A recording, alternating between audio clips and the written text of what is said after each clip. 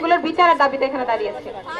আমাদের জন্য বড়ই লজ্জার বিষয় যে এই সরকার আসার এত মাস পরেও কেবল শহীদদের বিচার না, নিষিদ্ধ সংগঠন আওয়ামী লীগ এখনো সাধারণ জনগণকে হুমকি দেওয়ার সুযোগ পাচ্ছে।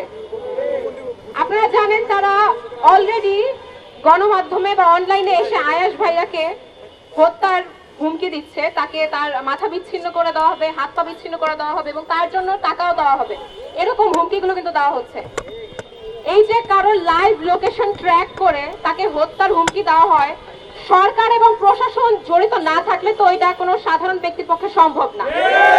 এবং যদি কোনো নিষিদ্ধ সংগঠনকে অলরেডি নিষিদ্ধ করে দেওয়া হয়ে থাকে আইনানুগ ভাবে এবং সাধারণ রাষ্ট্রের সকল সুযোগ সুবিধা থেকে তাদেরকে বঞ্চিত করা থাকে, তাহলে কিভাবে একজন জুলাই যোদ্ধার লাইভ লোকেশন সে ট্র্যাক করতে পারে, কিভাবে জনসম্মুখে এসে সে তাকে হত্যার হুমকি দিতে পারে? এইভাবে যে 10 লাখ টাকা 12 লাখ টাকা এভাবে একজনকে হত্যা করলে দেওয়া হবে, এই টাকাগুলো কোত্থেকে আসবে? এগুলো কি সরকারি খাত থেকে আসবে? এবং এই যে এখানে যে তাকে হত্যার হুমকি দেওয়া হচ্ছে, প্রশাসন যদি জড়িতই না থাকে তাহলে আজকে সালাউদ্দিন সাহেবের একটা বিরুদ্ধে যদি একটা পোস্ট দেওয়া হয়, তাকে গর্তের থেকে বের করে আপনারা গুম করে ফেলেন, তাকে জেলখানায় নিয়ে যান, তাহলে জনসম্মুখে জুলাই যোদ্ধাদেরকে হত্যার বিনিময়ে এই যে চুক্তিগুলো চলে এগুলোর বিরুদ্ধে কেন আপনারা কোনো পদক্ষেপ নিতে পারেন না? তার মানে তো এই প্রশাসন সরাসরি এগুলোর সাথে জড়িত। এই হুমকিগুলোর সুযোগ এই প্রশাসনই করে দিচ্ছে। জনাব তারেক রহমান বলেন যে একটা শিশুর নাকি হাঁটতে 6 থেকে 12 মাস লাগে, আর এই সরকারের তো মাত্র কয়েক মাস হয়েছে। এই সরকার কি কোনো শিশু? আমরা কি কোনো শিশুকে বসিয়েছি সরকারে? আপনি যদি শিশু হয়ে থাকেন আপনার তো কোনো যোগ্যতা নেই সরকারে বসার। আমরা তো কোনো শিশুকে দেখতে চাই না। শহীদদের বিচার নিশ্চিত করার জন্য, বাংলাদেশকে পুনর্গঠিত করার জন্য তো কোনো শিশু প্রয়োজন নাই। আমাদের একজন যোগ্য সরকার প্রয়োজন। এরকম আবোল তাবোল কথাবার্তা এবং এই সরকারে যারা বসে আছে, আপনারা দেখবেন সংসদেও যারা আছে, অনেক ধরনের আবোল তাবোল কথাবার্তা শোনা যাচ্ছে। আমার তো মনে হয় এরা হাসিনার উত্তরসূরি, এজন্য হাসিনার মতোই কথাবার্তা বলছে। আমরা এরকম অন্যায় সঙ্গত কোনো আচরণ দেখতে চাই না। এবং সালাউদ্দিন সাহেবকে বলবো, আপনি যেমন বাংলাদেশের নাগরিক, আয়াস ভাইও বাংলাদেশের নাগরিক, আমরাও বাংলাদেশের নাগরিক। আপনি যেমন ফ্যাসিস্ট বিরোধী, আওয়ামী বিরোধী, আমাদের পরিচয় আমরা আওয়ামী বিরোধী।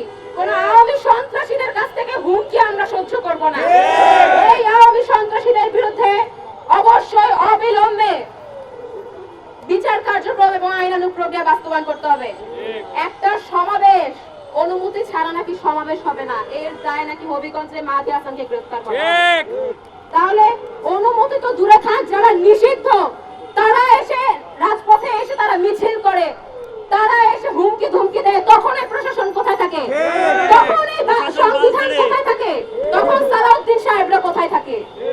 আমরা এরকম হুমকি ধুমকি অবশ্যই দেখতে চাই না। না হলে বলবো, আজকে যে হাত পা এবং মাথা বিচ্ছিন্নের কথা আয়াস ভাইয়াকে ঘিরে হচ্ছে, আগামীকাল সেই হাত পা এবং মাথা বিচ্ছিন্নের কথা সালাউদ্দিন সাহেবকে নিয়েও হতে পারে।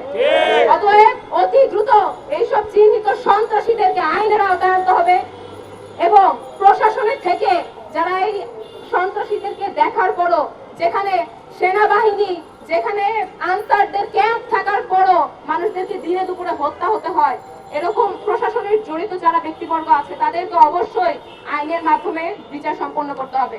এবং এরকম সন্ত্রাস এবং দুর্নীতিবাজদের পক্ষে হয়ে যারা কোর্টে দাঁড়ায়, সে সকল চিহ্নিত আওয়ামী সন্ত্রাস আইনজীবীদের উপরেও ব্যবস্থা নিতে হবে।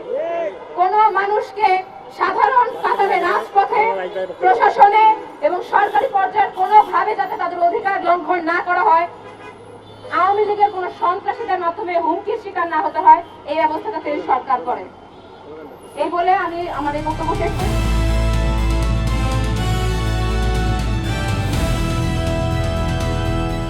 দিনাজপুর টিভি, মানুষের জীবনের কথা বলে।